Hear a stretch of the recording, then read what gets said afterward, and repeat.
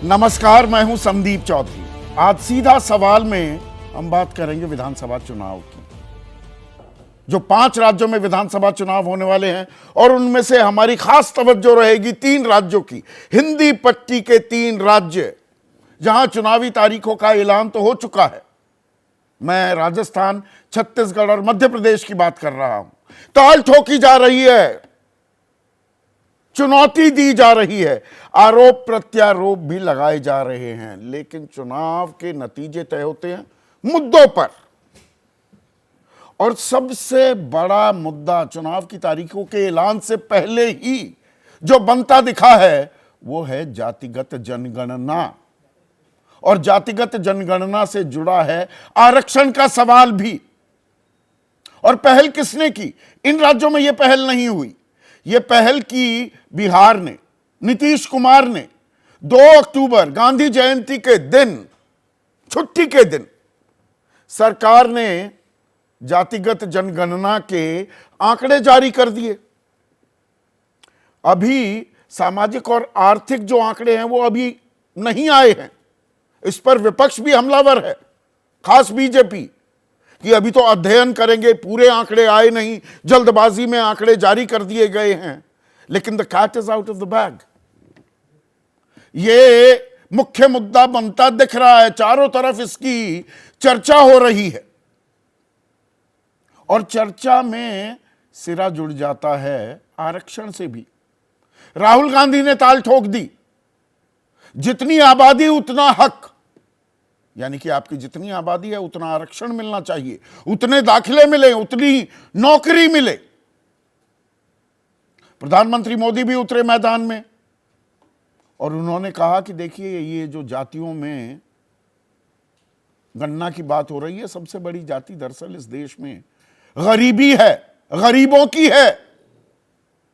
और जब सामाजिक न्याय की ताल ठोकी जाती है, जो विपक्ष करने की कोशिश कर रहा है, तो गरीब कल्याण से बड़ा सामाजिक न्याय कोई नहीं हो सकता।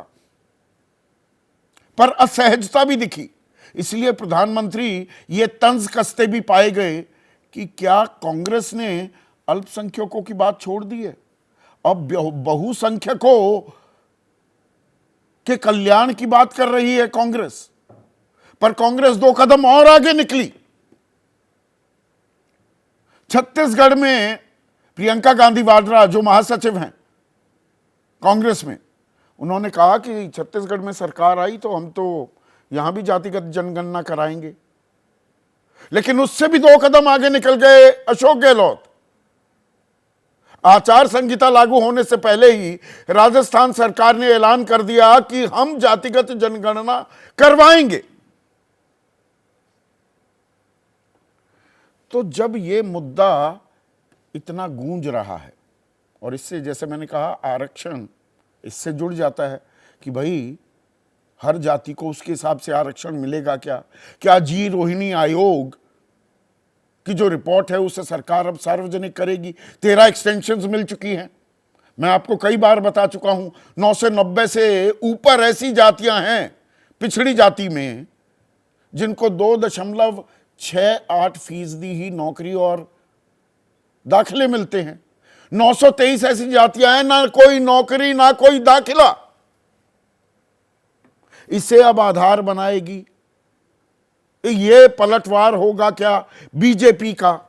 यह खबरें यहां तक आ रही हैं कि आने वाले कुछ हफ्तों में बिहार का विधानसभा सत्र जब बुलाया जाएगा तो उसमें नीतीश कुमार दरअसल आरक्षण लागू कर देंगे, उसकी घोषणा कर देंगे कि भाई 14.6727% यादव हैं, इतने कुर्मी हैं, इतने ब्राह्मण हैं, इतने ठाकुर हैं, उनको तो छोड़ दीजिए, जो पिछड़ी जाति हैं उसके हिसाब से वो आरक्षण दे देंगे।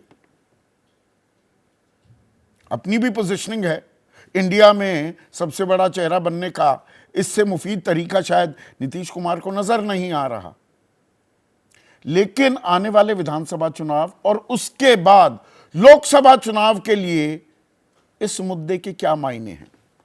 तो एबीपी न्यूज और सी वोटर ने एक सर्वे किया और यह सर्वे हमने कब किया? यह बहुत ताजा सर्वे है। 7 से 8 अक्टूबर के बीच यह सर्वे किया गया। 5121 लोगों की राय ली गई। सर्वे में मार्जिन ऑफ एरर जो हमेशा ये होता है ±3% से लेकर 5% तक है। और सर्वे में क्या सवाल पूछे वो तो आपके सामने पेश करूंगा ही, लेकिन आज का सीधा सवाल क्या है आपके सामने? अब सीधा सवाल मैं पेश करने वाला हूं। चुनावों की तारीख आई, जाति की राजनीति गरमाई और चुनाव में अगड़ा पिछड़ा किसका दांव तगड़ा। अभी अगड़ा पिछड़ा भी होगा, मंडल कमंडल भी होगी, इसमें बहुत सारी धाराएं जुड़ती दिखाई दे रही है। तो ऐसे में एबीपी न्यूज और सी वोटर ने सवाल क्या पूछे और इनका जवाब देने के लिए आज किसी भी राजनीतिक दल के किसी नुमाइंदे को मैंने न्योता नहीं दिया है। वरिष्ठ पत्रकार हैं, चुनाव विश्लेषक हैं। सी वोटर के सर्वे सर्वा यशवंत देशमुख है मेरे साथ। स्टूडियो में 2 वरिष्ठ पत्रकार विजय त्रिवेदी और अभय दुबे। कन्हैया बेलारी हमारे साथ जुड़ रहे हैं। कन्हैया बिहार में जो जातिगत जोड़ तोड़ है, जो गणित है, उसके माहिर हैं और वरिष्ठ पत्रकार सत्यहिंदी.com नाम का डिजिटल प्लेटफॉर्म भी चलाते हैं।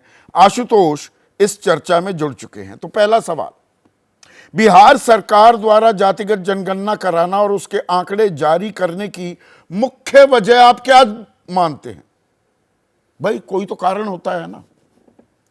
तो 19% कहते हैं कि भाई जातियों की स्थिति जानने की कोशिश, 29% कहते हैं कमजोर वर्ग के लिए विकास योजनाएं बनाना, टारगेटिंग करना, लोकसभा विधानसभा चुनाव में फायदा उठाना, यह 37% कह रहे हैं।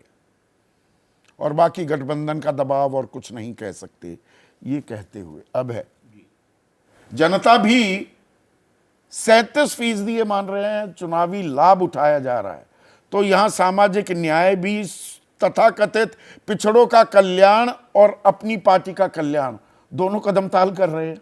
देखिए, बिना राजनीतिक लाभ की उम्मीद के तो भारत में कोई काम नहीं होता है, कोई नीति नहीं बनाई जाती है, कोई घोषणा पत्र नहीं, कुछ भी नहीं होता है। राजनीतिक लाभ और राजनीतिक प्रक्रिया वो तो हमेशा ही सबसे आगे रहती है और वो सबसे ज़्यादा अहम होती है। उसी से जुड़ी हुई बहुत सी बातें होती हैं जो कुछ होती रहती हैं उसमें।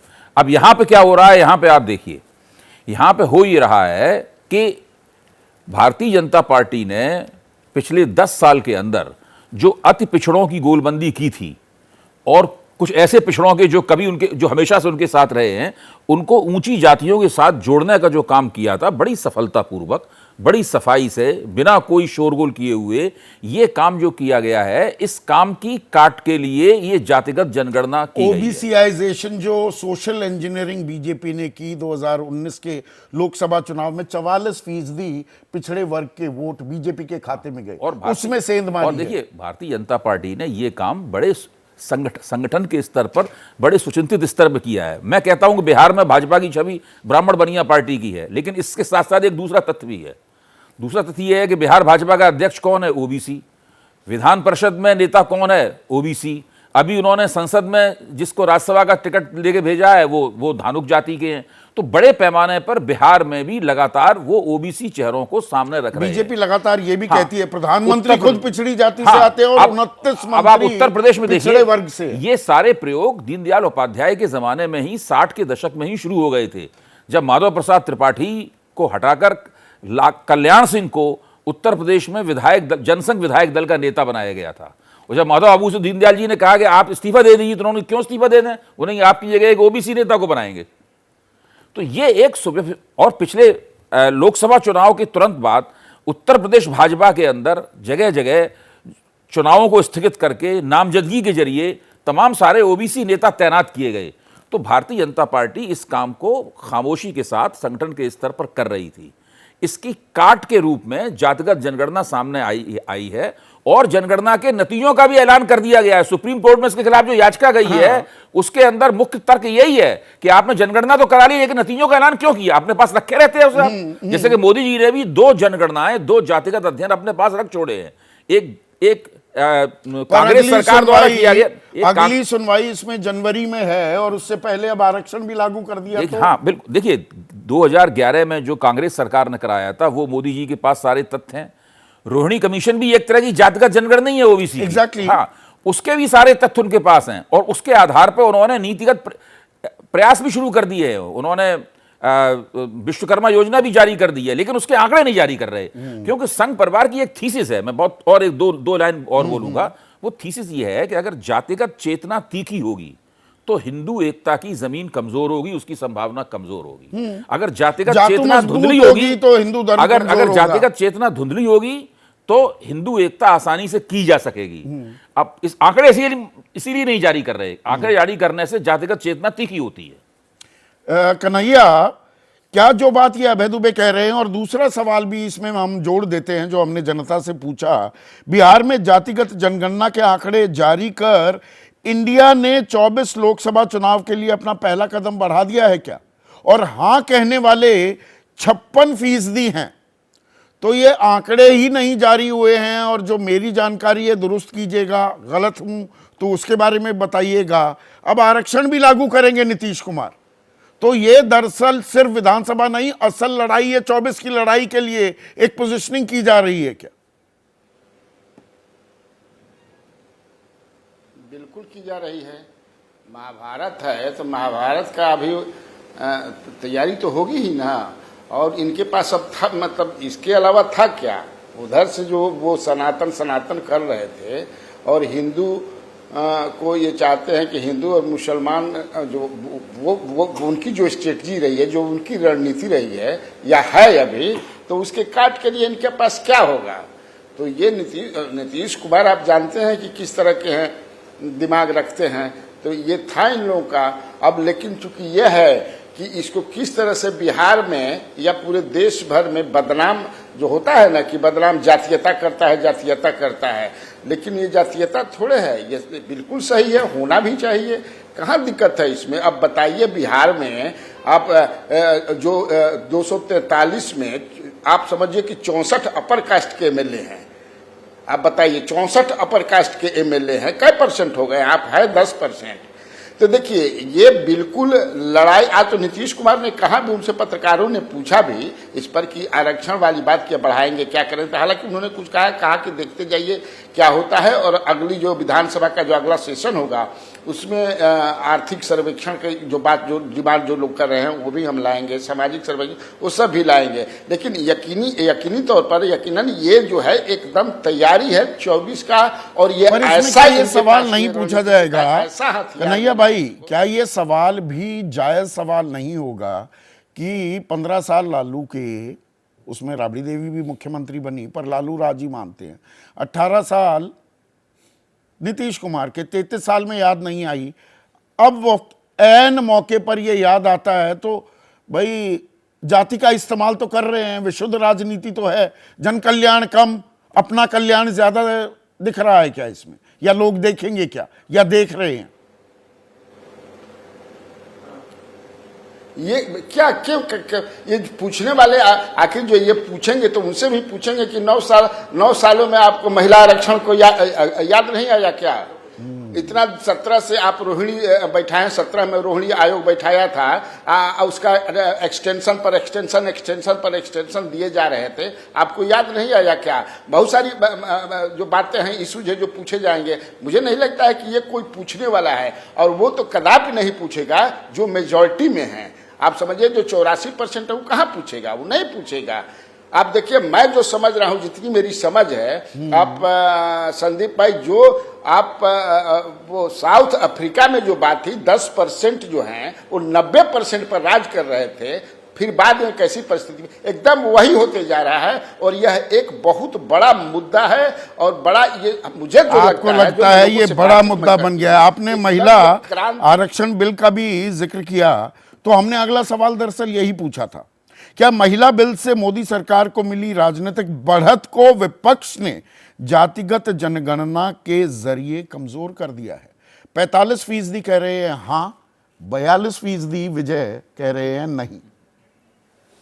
नहीं, मैं समझता हूँ कि उसका बहुत असर पड़ा है कि महिला आरक्षण बिल के बाद जब ये आया, एक तो ये उसका जवाब है और जवाब भारी जवाब है। उसने महिला आरक्षण को लेकर जो पूरे देश भर में एक माहौल बना था भारतीय जनता पार्टी के लिए, वो उसको थोड़ा सा सबसाइड कर दिया है, क्योंकि जाति जनगणना जो है वो बड़ा मुद्दा है, ज़्यादा लोगों को असर डाल रहा है। हालांकि महिला भी बड़ा मुद्दा है, लेकिन जातिगत जनगणना हिंदुस्तान की राजनीति में बड़ा असर डालती है, इसलिए उसका बड़ा असर पड़ा। जैसे दुबे साहब जिस बात का जिक्र कर रहे थे कि आरएसएस बीजेपी में जाति को लेकर वो कोई कन्फ्यूजन नहीं है, लेकिन वहाँ जाति को समरसता के साथ वो चलाना चाहते हैं, तीखापन उसमें नहीं हो। इसलिए आरएसएस के जो प्रमुख हैं वो पिछले 10 साल से एक बात को लगातार कह रहे हैं और अब पिछले 3-4 साल से ज़्यादा जोर दे रहे हैं कि एक गांव, एक कुआं, एक शमशान, एक मंदिर। मतलब कोई जातिगत भेदभाव नहीं हो, सब जातियां एक समरसता के साथ चले। बीजेपी में संगठन के तौर पर उन्होंने जिला स्तर तक भी अध्यक्षों में जो है अपर कास्ट को हटाकर और जो नए बने सब में ओबीसी, पिछड़े, दलित सब लोगों को ज़्यादा से ज़्यादा हिस्सेदारी दी है। मतलब लेकिन शीर्ष जो पद है 7 सरसंघचालक हुए हैं, 6 ब्राह्मण, वो भी चित्पावन ब्राह्मण और 1 ठाकुर। वो ठीक बात है ना, लेकिन वो तो इसीलिए शायद उनका परसेप्शन वो नहीं बन पा रहा। लेकिन संघ में टॉप के यदि ऊपर के 5 पद छोड़ दी जाए, ऊपर ही नहीं, सरसंघ चालक के बाद सह सरकार्यवाह हैं, सरकार्यवाह हैं, उन तीनों जगहों पर मतलब जो 6 सह सरकार्यवाह हैं और 1 सरकार्यवाह है, वहाँ पर कोई ऐसी व्यवस्था नहीं, लेकिन उसके नीचे बहुत काम उन्होंने किया है। और गोविंद आचार्य के और इसीलिए अपना एक नुआंस भी किया है अपनी अप्रोच को, अब 200 साल तक और चलता रहे आरक्षण। जो आरक्षण की समीक्षा की पैरवी करते दिख रहे थे मोहन भागवत 2015 में, जो 2023 में कहते हैं भाई पशुओं जैसा हमने व्यवहार किया है अपने बिल्कुल साथी जनों के साथ, तो उसको समाज में रहने वाले लोगों के साथ। वो तो बाला साहब देवरस ने भी 73 में बोला कि जातिगत जनगणना की बात करते हो, मतलब जनगणना की बात नहीं की, लेकिन उन्होंने कहा कि छुआछूत अगर अपराध नहीं है, पाप नहीं है, तो दुनिया में कोई अपराध नहीं है। इसलिए वो बार बार जाति को लेकर ये बात करते रहे। लेकिन महिला आरक्षण का जवाब के तौर पर जातिगत जनगणना कितना असर करेगी, क्योंकि केवल ये एक नॉर्थ इंडिया की प्रैक्टिस में है, खासतौर से हमारे जो हिंदी पट्टी के राज्य हैं, बिहार है, उत्तर प्रदेश है, राजस्थान है, मध्य प्रदेश है, इनमें ज़्यादा इसका असर पड़ेगा। दक्षिण में कितना पड़ता है, और वैसे दक्षिण में पड़े तो भी भारतीय जनता पार्टी के लिए कोई बहुत बड़ा 69% तमिलनाडु में है ही, तो चलिए पहले तो समीक्षा भी नहीं हो सकती थी, अब तो चलो हो सकती है सुप्रीम कोर्ट। लेकिन भारतीय जनता पार्टी ये समझ रही है कि उनके 29 मिनिस्टर, खुद प्रधानमंत्री ओबीसी, 85 एमपीज और मुख्यमंत्री ओबीसी, उसके बाद नीचे स्तर पर ओबीसी जो लोग शामिल हैं, उससे उनका काम चल जाएगा। लेकिन असहजता भी देखते हैं। असहजता इसलिए क्योंकि परसेप्शन नहीं बन पा रहा, ऐसा परसेप्शन नहीं बन रहा है। और राजनीति में परसेप्शन सबसे जरूरी चीज है। इसी में एक और सवाल हमने जोड़ा आशुतोष, सवाल ये कि क्या बिहार की तरह बाकी राज्य भी जातिगत जनगणना करवाएंगे? अब हाँ कहने वाले 51%, और ये दरअसल नो ब्रेनर हो जाता है। अब प्रियंका गांधी वाड्रा तो छत्तीसगढ़ की बात कर रही है, चुनाव में जीत गए तो करवाएंगे। अशोक गहलोत ने तो कह दिया मैं तो करवा रहा हूं। आचार संहिता लागू होने से पहले ही उन्होंने इस बात की घोषणा कर दी। तो ये मतलब जो मैंने कहा ना, the cat is out of the bag, अब जिन बोतल से बाहर निकल गया।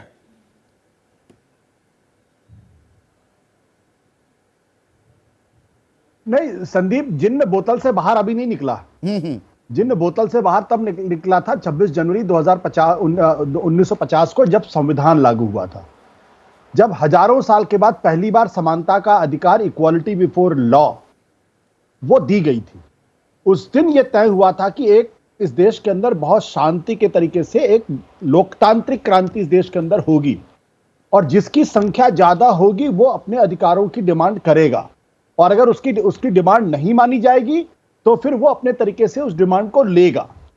और ये अनायास नहीं है कि काका कालेलकर कमेटी बनती है, फिर मंडल कमीशन की कमेटी बनती है, और मंडल कमीशन की रिपोर्ट को 10 साल तक दबाया जाता है, और फिर मंडल कमीशन की रिपोर्ट को लागू करने के लिए बाध्य होना पड़ता है। और उत्तर भारत के अंदर मुलायम सिंह यादव, रामविलास पासवान, लालू प्रसाद यादव का उदय होता है, कांशीराम का उदय होता है, और इस उदय का नतीजा ये होता है कि एक चेतना पूरे ओबीसी तबके में हो रही है और बढ़ी, कि हमें अपना हक नहीं दिया गया हजारों साल से, लिहाजा अब हमें हक ये लेना चाहिए। पर इसमें आशुतोष, एक सेकंड के लिए इंटरवीन कर रहा हूं। आपने बहुत अच्छी पृष्ठभूमि, ऐतिहासिक पृष्ठभूमि बताई, पर इसमें दरअसल एक कड़वी हकीकत क्या ये भी छिपी हुई है? मंडल कमीशन आपने कहा 10 साल तक ठंडे बस्ते में, फिर वीपी सिंह ने वो फाइल निकाल कर लागू कर दी। वो दरअसल राजनीतिक मजबूरी के चलते की, कोई भलमनसाहत नहीं थी, अपना करियर, अपनी राजनीति बचाना चाह रहे थे। और आज नीतीश कुमार, लालू प्रसाद यादव पर भी यही बात लागू होती है क्या? दरअसल एक कड़वी हकीकत इसमें यह भी छिपी हुई है क्या?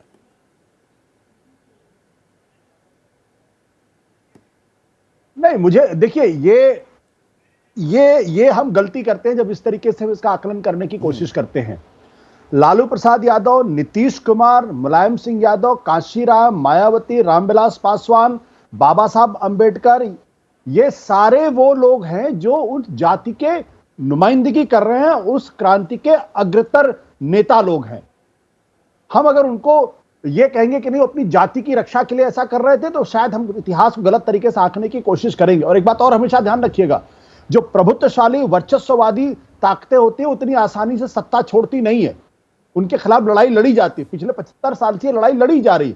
कांशीराम का उदय उत्तर भारत के अंदर, उत्तर प्रदेश के अंदर, यह एक बहुत बड़ी परिघटना है कि किस तरीके से दलित चेतना ने अंततः जो अपर कास्ट थे उनको मजबूर किया। तो इसलिए अगर आज तमाम राज्यों के अंदर या कांग्रेस पार्टी यह कहने के लिए मजबूर हुई है कि हम कास्ट सेंसस के साथ खड़े हैं, ओबीसी को उनका हक मिलना चाहिए, जितनी आबादी उतना हक, ये कहने के लिए मजबूर हुए, ये वही कांग्रेस पार्टी थी जो आजादी के बाद ओबीसी पॉलिटिक्स नहीं करती थी, और जो राम मनोहर लोहिया ने उस ओबीसी पॉलिटिक्स को एक पैरेलल पैराडाइम के तौर पर स्टैब्लिश किया। वो थ्योरेटिकल पैराडाइम को जमीन पर उतारने का काम इन नेताओं ने किया। तो मेरा स्पष्ट तौर पे मानना यह है कि आज जो ये डिबेट होती है कि यादव तो सारा क्रीमी लेयर बन के खा गए, कुर्मी सारा खा गए, जाटव खा गए, तो ये डिबेट क्यों नहीं होती कि आरएसएस का भी कास्ट प्रोफाइलिंग होनी चाहिए? मैं फिर सीरियसली कह रहा हूं, आरएसएस के पूरे संगठन के पदाधिकारियों की कास्ट प्रोफाइलिंग होनी चाहिए। सिर्फ ये डिबेट नहीं होनी चाहिए कि उनके सर संचालक जो थे वो उनमें से कोई भी ओबीसी नहीं था। कास्ट प्रोफाइलिंग तो जो आप आरएसएस की, क्या कास्ट प्रोफाइलिंग तो अब मुख्यमंत्रियों की होने लगी है कि हमारे 4 में से 3 पिछड़ी जाति के हैं, बीजेपी के कितने हैं, कास्ट प्रोफाइलिंग तो होने लगी। फिर तो बहुत से लोग ये कहेंगे कि पत्रकारों की भी कास्ट प्रोफाइलिंग होनी चाहिए कि कितने संपादक अखबारों में वो दरअसल पिछड़ी जाति से आते हैं, कितने संपादक ब्रॉडकास्ट जर्नलिज्म में, टीवी जर्नलिज्म में, जिसका मैं हिस्सा हूं, यहां पर कितना प्रतिनिधित्व है, उनके कितने मुद्दों की गूंज हमें सुनाई देती है। क्या सवर्ण मुद्दे वो ज्यादा तरजीह लेते दिखाई देते हैं? आशु, एक छोटा सा जवाब चाहूंगा फिर, क्योंकि बहुत सवाल बचे हुए हैं। संदीप, आप बाकी की बात मत करिए। हम कास्ट सेंसस की बात कर रहे हैं, मंडल कमीशन के मंडल पॉलिटिक्स की बात कर रहे हैं, ओबीसी पॉलिटिक्स की बात करते हैं। हमारे पैनल में कितने लोग ओबीसी के लोग हैं आप देख लीजिए, सिर्फ यही तय हो जाएगा। तो मैं वही तो कह रहा हूं, हम कास्ट प्रोफाइलिंग की तरफ भी जा रहे हैं क्या? और 4 सवाल तो यशवंत, जिसमें आपने लोगों के मन की था ली, वो तो आपने सुन लिए, 5वां और जोड़ता हूं ताकि एक मुकम्मल अब तक के सवालों की तस्वीर का आकलन कर सके। बिहार में जातिगत जनगणना के डेटा का कितना असर 2024 के लोकसभा चुनाव में पड़ेगा? बहुत ज्यादा असर कहने वाले हैं 35%, कुछ हद तक असर 30%, यानी कि 65%, 2/3 लोग कह रहे हैं इसका तो असर होने वाला है। यशवंत? बिल्कुल, और देखिए होने वाला ये इसलिए भी है क्योंकि हम किस तरीके से भी इसको देखें, अच्छे तरीके से, बुरे तरीके से, जातिगत राजनीति ये भारतीय राजनीति का एक अहम हिस्सा हमेशा से रहा है और हमेशा रहेगा, क्योंकि जातिगत तरीके से चीजों को देखना, समझना, ये हमारे भारतीय तरीके के तौर तरीके का एक इंटीग्रेटेड हिस्सा है। और ये कहना कि केवल ये नॉर्थ में ही सीमित है, ऐसा नहीं है। ये नॉर्थ में अभी ज्यादा एविडेंट है क्योंकि साउथ में वो पहले से हो चुका है। ये आपने जैसे अभी चर्चा में बोला, जितनी जातिगत पार्टियां, मैं दर्शकों को बताना चाहूंगा, तमिलनाडु में है उतनी जातिगत पार्टियां तो बिहार में भी नहीं है, उत्तर प्रदेश को तो है ही नहीं उतनी, एक ही है, मतलब उस तरीके के 2 हैं उस तरीके से।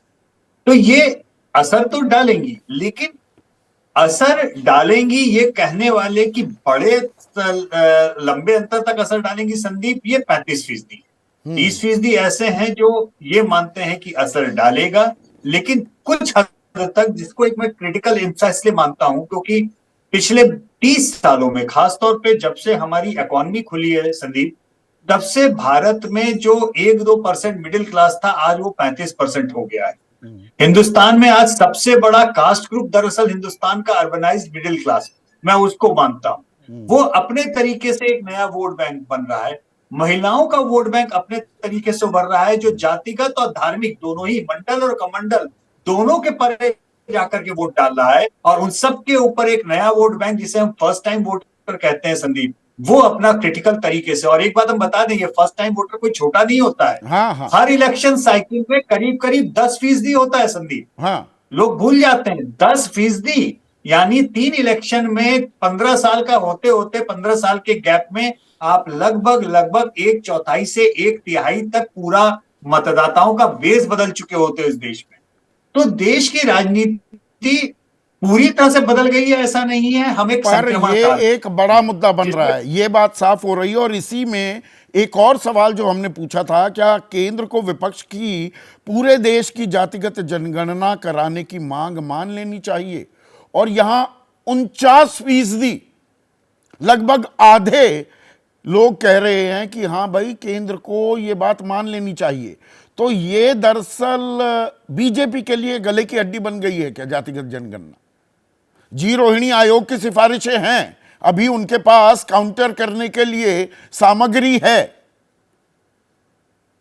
देखिए, गले की हड्डी तो इसलिए बन गई है संदीप, क्योंकि इतने दिन तक इस चीज को टाला गया। एक स्टैटिस्टिकल एनालिस्ट के नजरिए से तो मैं तो मानता हूं कि जनगणना आंकड़े ये पूरे साफ आने चाहिए, खास तौर पे जब हम इस मुल्क में अफर्मेटिव एक्शन की बात करते हैं, रिजर्वेशन की बात करते हैं और उसकी इतनी हिमायत करते हैं। तो अगर आंकड़े ही सही नहीं होंगे तो हम योजनाएं सही लागू कैसे करेंगे? इसलिए योजनाओं के सही क्रियान्वयन के लिए आंकड़ों का होना तो अवश्यंभावी होना ही चाहिए। आंकड़ों के ऊपर की राजनीति जो होनी है और किस लेवल की होनी है, रिजर्वेशन और बढ़ाना है, अब वो एक अलग विवाद है, अलग हिस्सा है, अलग बहस है। नहीं, दरअसल पे जैसा अभय ने भी कहा, विजय ने भी इशारा किया कि भाई हिंदू हिंदू बनकर वोट डालता है या अपनी जाति के आधार पर वोट डालता है। दोनों खेमों की अलग अलग ये रणनीति है। भाई बीजेपी चाहेगी हिंदू बनकर वोट डाले और इंडिया चाहेगा जाति के आधार पर वोट डाले। लड़ाई यहां जा रही है क्या? सीधी सीधी बात। नहीं, बिल्कुल सही है। वो एक कांटे की काट दूसरा कांटा, या लोहे की काट लोहा, जिस तरीके से भी आप देखना चाहें। एक ये हिंदुत्व के अम्ब्रेला पॉलिटिक्स की लड़ाई और जातिवादी समीकरण की लड़ाई, ये एक दूसरे की काट की तरह देखा जा रहा है। मंडल और कमंडल की आइडियोलॉजिकल और पॉलिटिकल प्रोसेसिंग इसी लाइन में। आपको जोड़ रहे थे यशवंत जी जो कह रहे हैं और आप जो कह रहे हैं, मैं इसमें एक बात छोटी सी जोड़ना चाहता हूं कि आप बिहार की जातिगत जनगणना है उसमें देखिए, अगर मुस्लिम पिछड़ी जातियों के वोट हिंदू पिछड़ी जातियों के साथ नहीं जोड़े जाते तो उनका प्रतिशत 63 तक नहीं पहुंचता। और अगर मुसलमान ऊंची जातियों के वोट हिंदू ऊंची जातियों के साथ नहीं जोड़े जाते तो उनका प्रतिशत 15 से नीचे चला जाता। तो अब जब आप मुसलमानों के वोट मजहबी तौर पे देखने की बजाय उनको अगर जो ओबीसी संविधानगत दृष्टि है उस तरीके से देखेंगे तो उसमें सांप्रदायिक राजनीति के लिए जो एक आवेग मिलता रहता है हमेशा लोकतांत्रिक प्रतियोगिता में, वो आवेग भी इससे कमजोर होगा। आपने जो ये सवाल उठाया है, मेरे प्रोड्यूसर हैं अनुज 10वां सवाल चलाइएगा। क्या धार्मिक अल्पसंख्यकों के लिए भी जनसंख्या के अनुपात में आरक्षण होना चाहिए? हमने ये सवाल भी पूछा। अब है जो आप उठा रहे हैं, 47% कह रहे हैं हाँ। नहीं, इसमें देखिए ठीक है, आपने जनता सवाल पूछा और जनता ने उसका जवाब भी दे दिया और जवाब बहुत ही स्पष्ट रूप से उनका बहुमत है हाँ कहने वालों का। लेकिन संविधान बनाते समय इस संबंध में जो चर्चाएं हुई थी, जो बहसें हुई थी, उनकी तरफ भी ध्यान कीजिए। आरक्षण का आधार धार्मिक हो सकता है या नहीं हो सकता, इस सवाल पर संविधान निर्माता बिल्कुल स्पष्ट हैं और आप उन बहस को देखें तो आप भी उससे सहमत हो जाएंगे। मुझे नहीं लगता कोई उनसे असहमत होगा। वो साफ तौर पर कहते हैं कि आरक्षण का आधार धार्मिक नहीं होना चाहिए। पर पिछड़ापन और पिछड़ेपन में सबसे पिछड़ेपन की इकाई सामाजिक और शैक्षिक है। सबसे बड़ा बहुसंख्यक तबका मुसलमान बनकर आ रहे हैं बिहार में 17.7%। नहीं देखिए, वो उनको जब आप मुसलमानों के तौर पर उसे देखेंगे तब समस्या है ना। हाँ। पिछड़ों को हिंदू के तौर पे क्यों देख रहे हैं? Exactly. आप धार्मिक और मजहबी तौर पे क्यों देख रहे हैं? हाँ। आप उनको देखिए, जाति जो है ना, संविधान जातिगत आरक्षण भी नहीं देता है। हाँ। संविधान जाति को पिछड़ेपन की एक इकाई के तौर पे देखता है। पिछड़ेपन को पहचानने का एक मापक है जाति, उसके आधार पर देखता है। इसलिए यह कहना कि संविधान ने जातिगत आरक्षण की व्यवस्था की है, मेरे ख्याल से सिरे से गलत बात है। संविधान जातिगत आरक्षण देने का कोई निर्देश नहीं देता, न कोई सुझाव देता है। वो सिर्फ ये कहता है कि जाति के आधार पे आप लोगों का पिछड़ापन भारतीय सामाजिक परिस्थितियों में जो खास तरह की हैं, दुनिया में सबसे अलग तरह की हैं, वो एक मापदंड है। अगला सवाल जो हमने पूछा विजय, अगर पूरे देश में जातिगत जनगणना होती है तो 2024 लोकसभा चुनाव में किसको फायदा होगा? खेल तो राजनीतिक नफे नुकसान का है जी। एनडीए को फायदा बताने वाले 28%, 34% कहते हैं इंडिया को फायदा होगा। अन्य क्षेत्रीय पार्टियां, और उसमें कई सारी हैं जो अभी ना एनडीए ना इंडिया का हिस्सा हैं, 15%। और यहां एक पुट और है, 23% कह रहे हैं कह नहीं सकते। असमंजस आम आदमी में भी है। जी नहीं, अभी जिस तरह से पहल इंडिया गठबंधन के नेताओं ने की है, नीतीश कुमार जी ने की है, तो जाहिर है कि उनको थोड़ा सा बड़ा फ़ायदा उसका होगा। लेकिन ये मान लेना कि इंडिया गठबंधन ने ये पहल की है इसलिए उनको फ़ायदा होगा, और भारतीय जनता पार्टी या एनडीए में उस गठबंधन ये जातिगत जो आधार है उसका कोई हिस्सेदारी नहीं है, ये गलत है। एक तो भारतीय जनता पार्टी के पास खुद के पास एक बड़ी हिस्सेदारी है, ओबीसी की, पिछड़ों की, दलितों की। ये दूसरे जो 38 दल उन्होंने छोटे छोटे जोड़े हैं, उनकी भी एक बड़ी हिस्सेदारी छोटे छोटे तौर पर बन गई है। तो वो दल भी उसमें मदद करेंगे। लेकिन जातिगत जनगणना को केवल इस तरह से देखना, जैसे अभय जी ने भी जिस बात का जिक्र किया कि जाति को धर्म के आधार पर मत जोड़िए और आरक्षण को भी जाति से मत जोड़िए। वो सामाजिक और शैक्षिक आधार बनाया गया था संविधान में, जिसको आरक्षण को दिया गया। अब दूसरी बात क्या है, पॉलिटिक्स क्या होती है। आज प्रियंका जी ने कहा कि जाति का जनगणना करवानी चाहिए। अभी आशुतोष जी ने शायद जिक्र किया था कि काका कालेलकर की रिपोर्ट का। अब कालेलकर रिपोर्ट कब आई थी? जब कांग्रेस की सरकार थी। ठीक है, मंडल कमीशन की रिपोर्ट जब इंदिरा गांधी के वक्त में आई और 10 साल जिसका जिक्र किया गया, उस दौरान तो कांग्रेस की सरकार थी। फिर 6 सितंबर 1990 का राजीव गांधी जी का भाषण है, जब मंडल कमीशन की रिपोर्ट आई, पार्लियामेंट में भाषण है, जिसमें उन्होंने खास तौर से जातिगत जनगणना का और आरक्षण का विरोध किया। उन्होंने कहा कि ये देश को बांटने वाला। तो अब राहुल गांधी, प्रियंका गांधी राजीव गांधी जी को खारिज करना चाहते हैं, इंदिरा गांधी को खारिज करना चाहते हैं, जवाहरलाल नेहरू को खारिज करना चाहते हैं। मैं कहता हूँ कि समाज बदल रहा है, वक्त बदल रहा है, तो इसलिए पॉलिटिकल पार्टीज, खासतौर से जो नेशनल पार्टीज है, नेशनल पार्टीज हैं, वो हमेशा जातिगत जनगणना या जातियों में बांटने से बचती हैं, क्योंकि उनके लिए बड़ी मुश्किल होती है। दूसरी तरफ जो रीजनल पार्टी होती हैं, उनको उसी से ताकत मिलती है। 80 के दशक तो इसलिए जब कांग्रेस ताकत में रहती है तो बड़ा नारा था, ना जात पर ना पात पर, मोहर लगेगी हाथ पर इंदिरा जी की मुझे याद है बचपन के। तो इसलिए कांग्रेस जब राष्ट्रीय पार्टी, सत्तारूढ़ पार्टी रहती है तो वो अभी ये तो चुनावी गणित फैलाया जा रहा है। एक और सवाल जो हमने पूछा आशुतोष, या बल्कि कन्हैया, आपकी तवज्जो चाहूंगा, क्या बिहार के जातिगत जनगणना का आंकड़ा बीजेपी की चुनावी रणनीति को प्रभावित करेगा? और 46% कह रहे हैं हाँ, जिस और विजय भी इशारा कर रहे थे कन्हैया कि अभी बीजेपी की तरफ से भी आएगा ना काउंटर अटैक, पर चुनावी रणनीति बदलती दिखाई देगी आने वाले दिनों में। बिल्कुल आएगी। इसीलिए मुझे जो पता है कि भाजपा का शीर्ष नेतृत्व जो है और जो संगठन से जुड़े हुए जो संगठन के हेड हैं, जो आरएसएस से आकर के बनते हैं, उन लोगों ने ये कह रखा है कि आप लोग जनगणना के पक्ष में बोलिए। ये गणना के, जातीय गणना जो है उसके खिलाफ में एक शब्द भी नहीं बोलना है। अगर बोलिएगा तो मामला गड़बड़ हो जाएगा। मैं सुन रहा था, विजय जी बोल रहे थे, वो मैं ये बता दूं कि जो आवाज उठाता है किसी के लिए तो उसको तो फायदा होता है। प्रधानमंत्री आदरणीय नरेंद्र मोदी जी महिला आरक्षण बिल को लाए तो कहते हैं ना लोग कि हमको फायदा हो गया इसलिए कि हम ला दिया। 9 वर्ष से तो कुछ किए नहीं तो हम ला देते। नीतीश कुमार ने उठाया, इंडिया के लोगों ने उठाया, तो फायदा क्यों नहीं होगा? और हिंदू का बनके के कोई वोट नहीं थे। यहाँ तो जानते हैं कास्ट इज वाटर, कहा जाता है कि पानी माने जो होता है, जात का सोच जो होता है वो गजब का होता है। आज हम राजपूत हैं, लेकिन हमारे में भी अभी है, गांव जाते हैं किसी हरिजन को खाटी पर बैठ कर देखते हैं तो मन करता है कि इसको पीटने लगे जूता निकाल करके। ये अंदर से कहीं ना कहीं छिपा हुआ है, पत्रकार होने के बावजूद भी। तो ये जो मानसिकता है, इसी को समाप्त करने की दिशा में ये जो आ रहा है, और इसमें जो है निश्चित तौर अब वो से जो है समाप्त होगी कन्हैया भाई यहाँ या तो बहुत और पैदा मजबूत होगी, ये भी तो देखना होगा। आशुतोष, एक क्विक रिस्पांस चाहूंगा। क्या मध्य प्रदेश, राजस्थान, छत्तीसगढ़ चुनाव में जातिगत जनगणना मुद्दा बनेगा? हाँ, मुख्य मुद्दा बनेगा, ये कहने वाले 37%। ये दूसरी आप चला रहे हैं, 9वां सवाल चलाइए।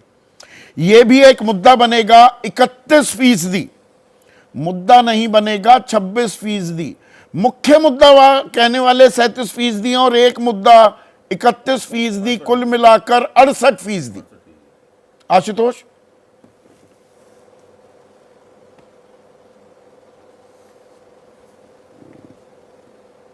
अनम्यूट कीजिए, अनम्यूट कीजिए आशु। हाँ, अनम्यूट कीजिए। ऑलरेडी एक बड़ा मुद्दा बन चुका है और इसका प्रधानमंत्री नरेंद्र मोदी और भारतीय जनता पार्टी के मन में जो असमंजस है उससे देखिए। और भारतीय जनता पार्टी की विचारधारा क्या है, आरक्षण को लेकर उनकी सोच क्या है, कास्ट सेंसस को लेकर उनकी सोच क्या है, इसका एकमात्र पैमाना जो गलती से निकल गया वो है प्रधानमंत्री नरेंद्र मोदी का उसी दिन दिया गया भाषण जहां वो कहते हैं ये पाप है। उसके बाद उनको शायद समझ में आया होगा कि ये तो गलती हो गई। या कभी आप गिरिराज सिंह से अकेले में बात करिए, फिर आपको पता चलेगा कि वो कास्ट सेंसस के कितने पक्ष में है और ओबीसी पॉलिटिक्स के कितने पक्ष में है। तो मैं कन्हैया बेलारी जी जो बात कह रहे हैं उसको हमें समझना पड़ेगा कि जो हिंदू बनकर वोट करते हैं, मेरा मानना है कि सिर्फ अपर कास्ट है जो हिंदू बनकर वोट करता है, बाकी सारी जातियां जो हैं वो हिंदू बनके वोट नहीं करती। ना ओबीसी हिंदू बनके वोट करती, ना ही दलित हिंदू बनके वोट करती है। वो अपने हितों को देखती है कि किनके साथ, किसके साथ मिलकर हमारा हित जुड़ता है। और जब उनको लगता है कि बीजेपी के साथ उनका हित बैठ रहा है तो उनको वोट करते हैं। जब उनको लगता है अखिलेश यादव के साथ बैठ रहा है तो उनके साथ वोट करते हैं। तो बीजेपी के साथ जो ओबीसी और दलित तबका जो वोट देता है, मेरे ख्याल से वो हिंदू बनके वोट नहीं करता। ये मिथ है और इस मिथ को बड़ी कायदे से भारतीय जनता पार्टी और आरएसएस के लोगों ने फैलाया है, जिसका कोई मतलब नहीं है। तो मतलब हिंदू वोट बैंक और जाति के आधार पर वोट दिया जाएगा का? द गेम इज ओपन, मतलब ये खेल खुल चुका है और इस खेल में कौन किस पर भारी पड़ेगा। बात जातिगत जनगणना की, अगड़ा बनाम पिछड़ा, हिंदू बनाम जाति, ये बड़ा मुद्दा बनता जा रहा है। क्या एक और सवाल हमने पूछा था, क्या जातिगत जनगणना पर जारी बहस 2024 लोकसभा चुनाव में आपकी वोट देने की सोच को प्रभावित करेगी? 42% कहते हैं कि हाँ करेगी, 41% कहते हैं नहीं करेगी। पर यहाँ भी वो आधा आधा जब बट जाते हैं तो मतलब इसकी चर्चा और इसकी गूंज आने वाले 6-7 महीने जरूर दिखाई देने वाली है। चर्चा को हम आगे बढ़ाएंगे और आप लोगों की, जनता जनार्दन की राय क्या है वो मैं साझा करूंगा। और मेहमानों से फिर एक और कार्यक्रम को और आगे बढ़ा रहे हैं हम, फिर मेहमानों से अंतिम प्रतिक्रिया। तो आपकी राय का इंतजार है। जातिगत जनगणना कितना बड़ा मुद्दा बनेगा? अभी तक तो आपने एक्सपर्ट्स, वरिष्ठ पत्रकारों की राय सुनी, जनता जनार्दन क्या कह रही है उस पर भी गौर करना जरूरी हो जाता है। राजेश कुमार हैं, सीतामढ़ी बिहार से, कहते हैं धर्म आधारित राजनीति करने वाले जाति राजनीति से बेचैन हैं। वो बीजेपी की तरफ इशारा कर रहे हैं। जबकि अनंत बोरसे हैं, महाराष्ट्र, ठाणे से, पूरे देश में जाति जनगणना का फायदा इंडिया को होगा। वो कह रहे हैं इंडिया को फायदा होगा।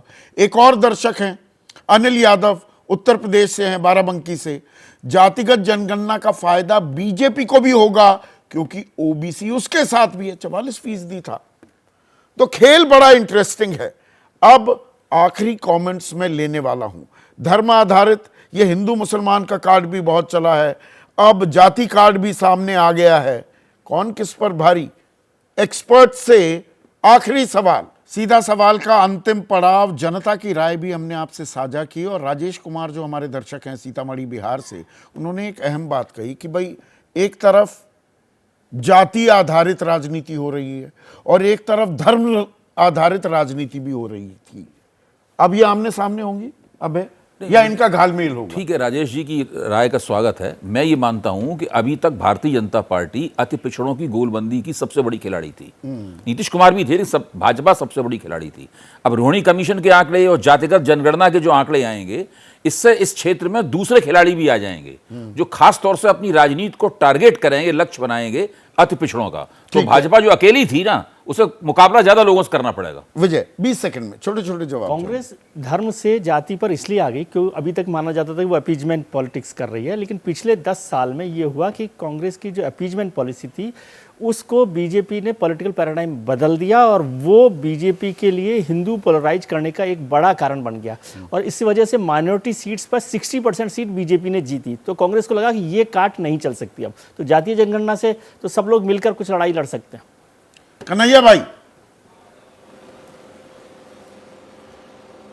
मुझे ऐसा लगता है कि 100% अब जो अभी नीतीश कुमार ने ला दिया, पूरे देश भर में जो हलचल है, हंगामा है, केवल इंडिया को ही फायदा होगा ऐसा मैं नहीं मानता हूं। निश्चित तौर से स्ट्रेटजी जो है काफी बीजेपी बदल रही है और वो चाहेगी कि इसको जो है हम अपने पक्ष में करें। अब देखिए, आप अगर अंकगणितीय दृष्टिकोण से देखेंगे तो निश्चित तौर से ये ज्यादा लगते हैं, लेकिन केमिस्ट्री भी साथ में होता है जब पॉलिटिक्स होता है, चुनाव होते हैं। तो मुझे लगता है कि वो भी प्रयास करेंगे कि कैसे इसका काट हम लाएं। हो सकता है कि वो जातीय आधार पर आरक्षण की बात जो हो रही है देश भर में मांग, उसको लागू भी कर सकते हैं। लागू भी कर सकते हैं। आशुतोष, आप कैसे देख रहे हैं इसे?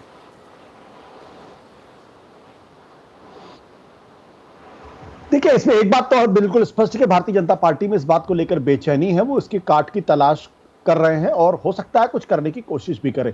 लेकिन एक बात हमें सोचना पड़ेगा कि भारतीय जनता पार्टी का जो वोट प्रतिशत है वो अभी भी अखिल भारतीय स्तर पर 37 पॉइंट समथिंग है। अगर उसमें 2-3% की भी अगर कमी आ जाएगी, और जिसकी संभावना इस कास्ट सेंसस के अंदर है, अगर जमीन तक लेके जाएंगे तो बीजेपी की स्थिति निश्चित तौर पर कमजोर होगी। कभी भी एक तरफा वोट इधर उधर शिफ्ट नहीं होता है, कुछ वोट होता है जो शिफ्ट होता है, लेकिन इस तरीके की घटनाक्रम को लेके 2-3% की भी अगर कमी होगी तो बीजेपी को दिक्कत होगी। और ये परसेंटेजेस के तो माहिर आप हैं यशवंत, ये परसेंटेजेस का खेल कैसे अनफोल्ड करेगा? इसमें धर्म बनाम जाति आमने सामने खड़ी होती दिखती हैं तो, और दिख रही हैं। बिल्कुल, ये बहुत बिल्कुल इंटरेस्टिंग बहुत होगा देखना, नापना। ये मंडल कमंडल दोनों तरीके से, मंडल तो मंडल 2.0 कहा जा रहा है, कमंडल तो वैसा ही चल रहा है जो है। लेकिन मेरा एक बहुत गंभीरता से एक प्रश्न भी है और वैसे भी सोचने के लिए विचार भी है। हम सामाजिक न्याय की लड़ाई केवल हम सोचते हैं राजनीतिक नारों, चुनावी बातों, जुमलों और चुनावी तरीके से ही लड़ी जाती है, लेकिन सामाजिक न्याय की असली लड़ाई, चाहे आप गांधी जी के समय से देख लें, वो जमीन के ऊपर गैर राजनीतिक तरीके से जो लोग काम कर रहे हैं या राजनीतिक तरीके से ऊपर जमीनी जो काम कर रहे हैं, उनके लिए ज्यादा इंपॉर्टेंट और ज्यादा इफेक्टिव होती है। अब मैं ये गलत नहीं सोचता हूं अगर मैं कहूं कि पिछले 75 सालों में अगर जमीन पे सामाजिक न्याय की लड़ाई अगर किसी ने वास्तविक काम किया है तो या तो एक्सट्रीम राइट ने किया है या एक्सट्रीम लेफ्ट ने किया है। चाहे वो नक्सली साइड में आप देख लीजिए, चाहे संघ की साइड में देख लीजिए, जो जमीन पे काम करेगा, मुझे लगता है आज की तारीख में उसका इंपैक्ट भी इलेक्टोरल ज्यादा होगा। तो जमीन पर भी होगा, या ये दरअसल नैरेटिव बनाने के लिए और चुनावी रैलियों में लोगों को संबोधित करने के लिए बड़े मुद्दे बनेंगे क्या, पर चर्चा के केंद्र में रहेंगे? ये बात तो बिल्कुल तय है। आज सीधा सवाल में बस इतना ही।